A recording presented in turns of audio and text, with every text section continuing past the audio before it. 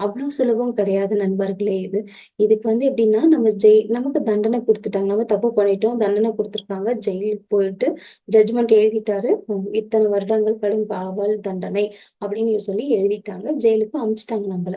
அப்போ என்ன பண்றோம்? நம்ம அங்க அட்வொகேட்ட பார்த்து கருணை மனு அப்படின்னு ஒண்ணு குடுப்பாங்க.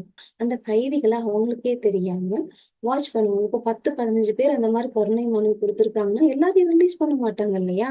அப்போ என்ன பண்ணுவாங்க? அவங்கள அவங்களோட நடத்தை எப்படி நடந்துக்கிறாங்க?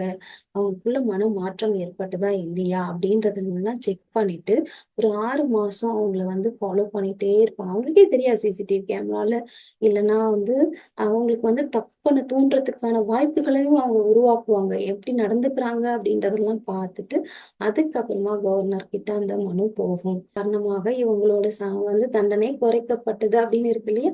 அதேதான் நண்பர்களே. அது அங்க இருக்கிற தர்ம தேவதை, தர்மங்கள் அப்படிதான் இருக்கு. அத பார்த்துதான் இங்க சட்டங்கள் எழுதப்பட்டது.